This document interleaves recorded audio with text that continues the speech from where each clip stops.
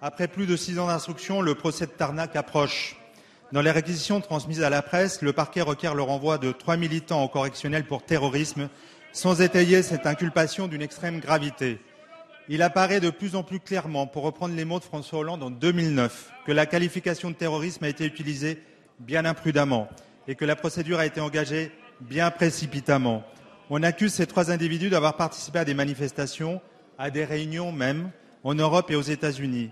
On les accuse d'avoir organisé une communauté dans un village de Corrèze, des jeunes ayant pour les uns repris une ferme, pour d'autres l'épicerie de Tarnac, présents dans les fêtes, appréciés par la population, militant au grand jour.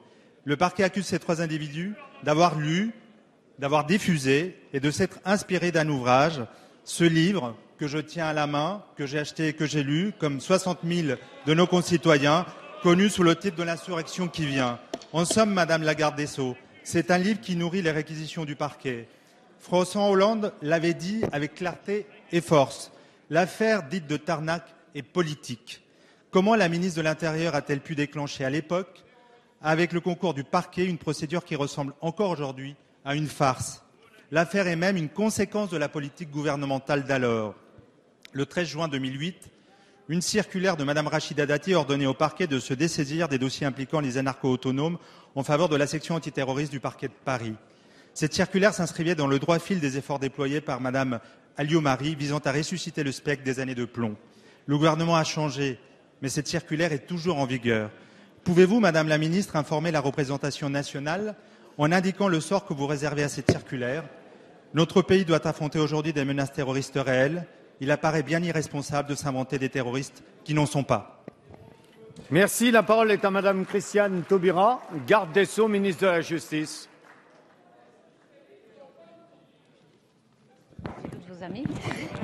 Monsieur le Président, Mesdames et Messieurs les députés, Monsieur le député Sergio Coronado, vous comprendrez sans difficulté que je ne porte absolument aucune appréciation sur une procédure en cours. Je vais vous répondre de façon générale. Il est hors de question de criminaliser des positionnements politiques.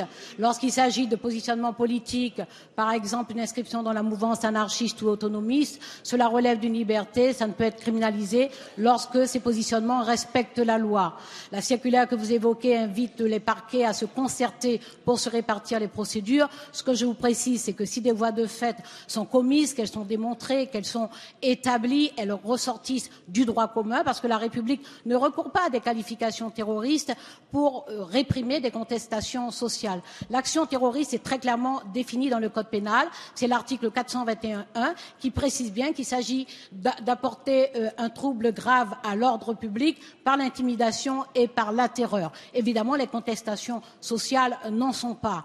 D'ailleurs, la France, la société, retrouve du goût pour Voltaire. Donc nous savons bien que même les points de vue qui sont dérangeants ont droit de citer tant qu'ils s'expriment dans le cadre du droit.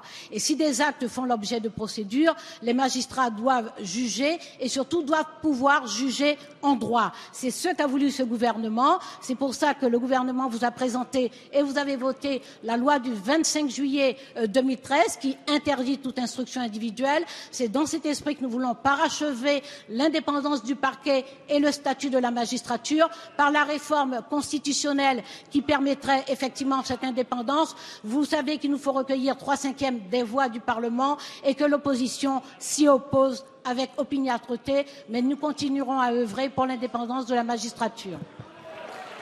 Merci Madame Taubira.